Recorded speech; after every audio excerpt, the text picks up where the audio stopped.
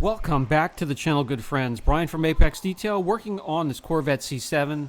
All four windows heavily contaminated and etched from hard water deposits. Not sure what it is. Could be calcium, could be limestone. And there are two ways going about chasing after that type of contamination, either chemically or mechanically. Chemically, you can get a water spot remover or something acidic, and you can go after it if it's fresh. If it's beyond a few days, weeks, months, in this case years, it has to be dealt with mechanically.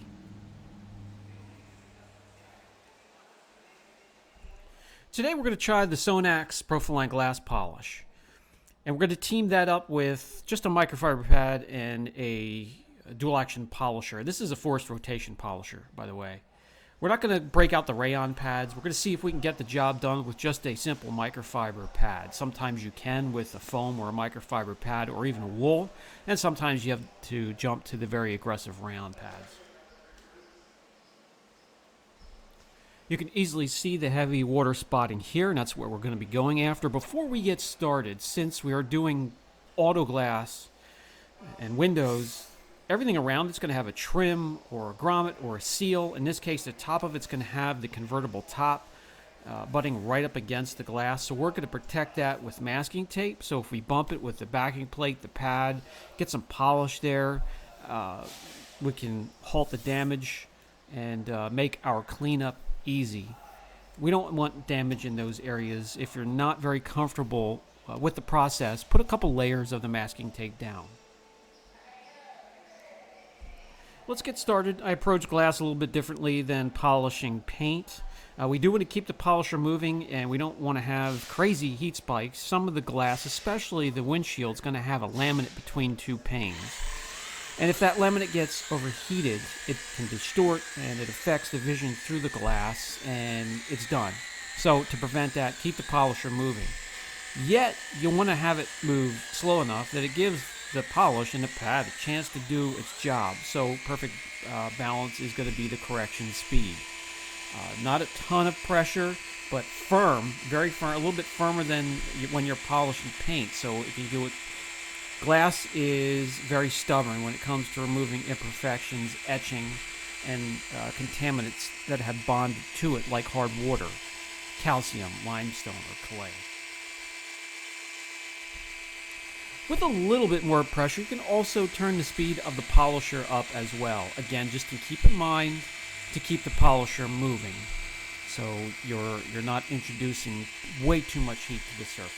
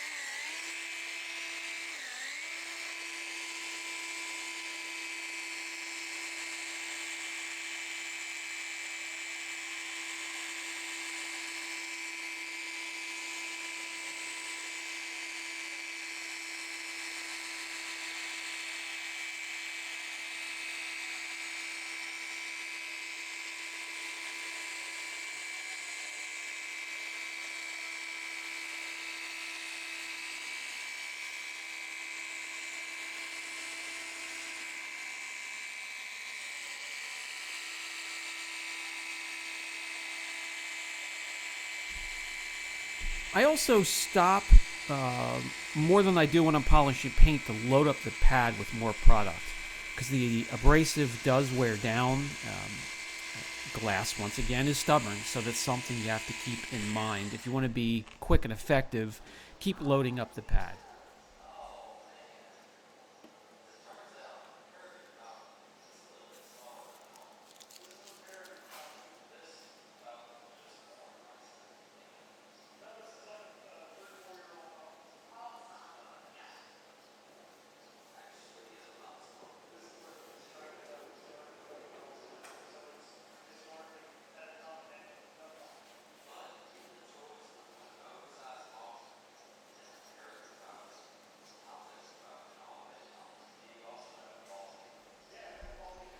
Let's wipe off the residue, and when I'm through with that, I'll bring you guys a little bit closer. You're going to be able to see we now have the glass crystal clear, no contaminants, no more etching, exactly what we want, only using the microfiber pad.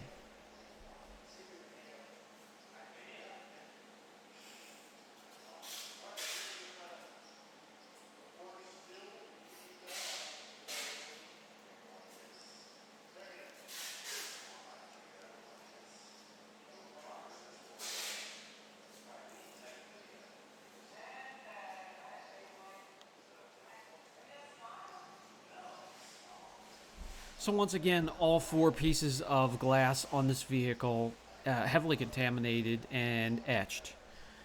If you can catch it fresh before it etches, remove it chemically. That's the best way to do it. If it sits for years on this vehicle, and what's weird is the paint has no signs of the water spot or etching. It's just the glass.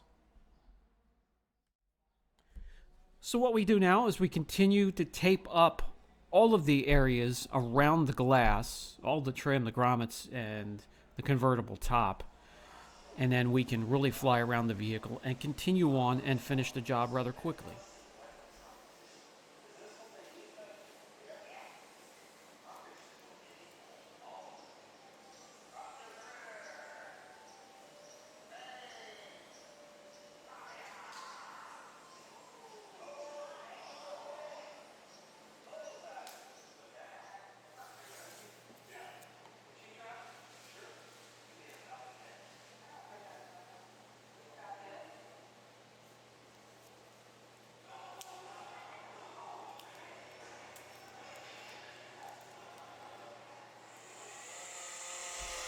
I'm going to stick with this combination and this polisher. It's pretty much cut and dry with all the windows on this car, but when you have smaller windows, intricate designs, you're going to have to break out smaller polishers, especially if you want to remove the spotting up towards the edge of the glass or the window.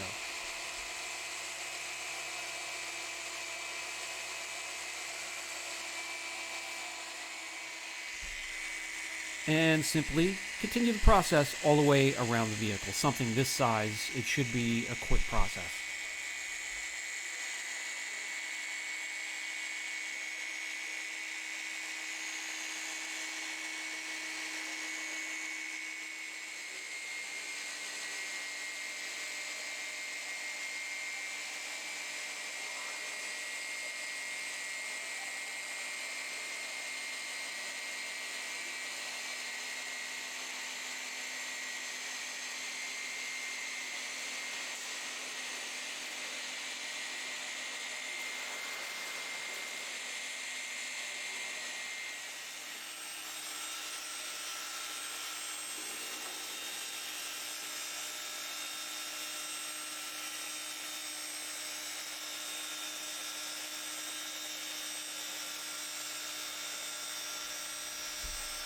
We're finished polishing. Let's remove all the tape and get ready for the next step, and that's going to be the cleaning process. Both the residue on the glass and any dusting or residue or fibers from the pad or maybe some little tiny specks from the foam pad. We're going to clean that up from the surrounding areas and finish up. Some good news from the Sonax itself. It does have a nice cycle time. There's no dusting whatsoever. It's mostly dirt from the pads, and it's easy to wipe off. So far, so good. The next thing we want to do is clean any residue, any polish residue from the glass, and you just simply grab your favorite glass cleaner, or rinseless or waterless wash. Also works great for glass with less streaking. Then, with a panel prep, we'll clean up the surrounding areas. We're finished up in no time. We have nice crystal clear glass all the way around. And it was a good experience with the Sonax Glass Polish. I'm going to go ahead and give it a 7 out of 10 so far. We used about half of the bottle on a couple different vehicles. Some very light scratching. It has to be really light topical scratching. It's mostly best for water spots, removing an old coating on glass, or preparing for the coating. Thanks for stopping by, good friends. Brian from Apex Detail. Catch you in the next video.